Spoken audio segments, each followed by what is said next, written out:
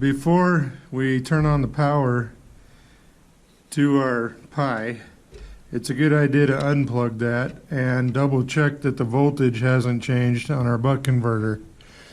If it has, there's a chance that we can smoke our Raspberry Pi. So we want to double check, and if it's too high, it can smoke it. If it's not high enough, it won't work. So how do we test that? I'm going to show you on this one that's out already, because you might not be able to see as I do it inside the box. But when we plug this in, this digital readout will light up. And in my case, it said 24 volts, which is the voltage coming from the power supply.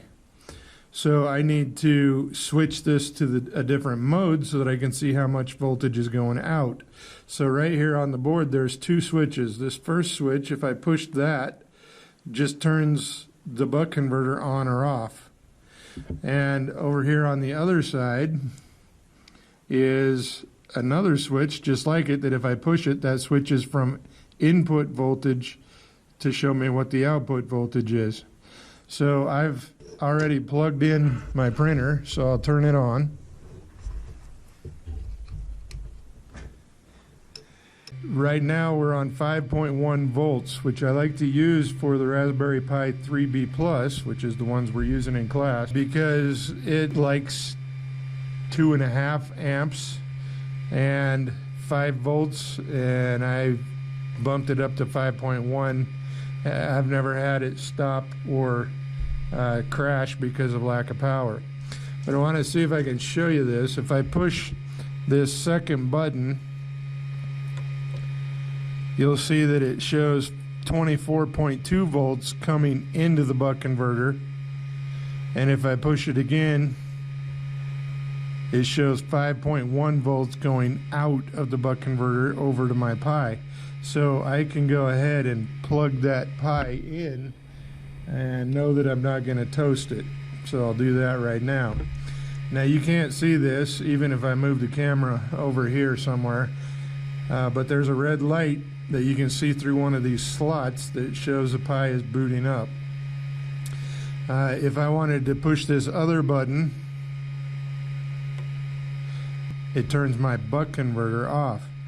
And if I push it again, it'll turn it back on, and we see we read 5.1 volts again. So always a good idea to do that if you're working with different voltages so that you don't smoke whatever you're trying to connect. So now with our voltage at 5.1, we've plugged in our Pi. It goes through a boot up sequence that we can't see unless we connect the HDMI cable to an HDMI monitor, but then we could watch the sequence.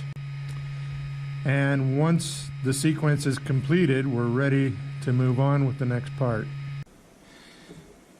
With our buck converter connected to our Pi and our Pi connected to the frame, now we're ready to connect our Pi to our Ender 3.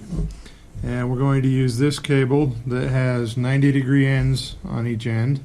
Unfortunately, when I bought these, I couldn't find one that had the pin oriented the right way to just plug in from one to the other.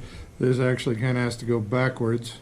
So I like to take and just tie this into about a half knot. You're not going to pull it tight, but we're going to plug the USB-A end into our Raspberry Pi on the front. I just do the front left, actually front right corner, and then our mini end over into the Ender 3. Let's see if I can do that and still show you what we're doing. So I just plugged that into the USB port on the front of the Ender 3 right next to the card port. The reason I do a half knot is so that it kind of takes up the slack, so it's not just drooping down onto the table.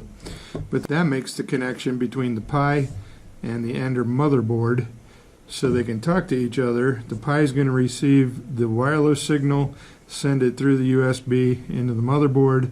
The motherboard's what runs all the parts, of course, and makes it print. So after that connection is done, you are ready, hopefully, to flash your OS and send a file to print wirelessly. Of course, there's a few more steps in there, but that's the idea.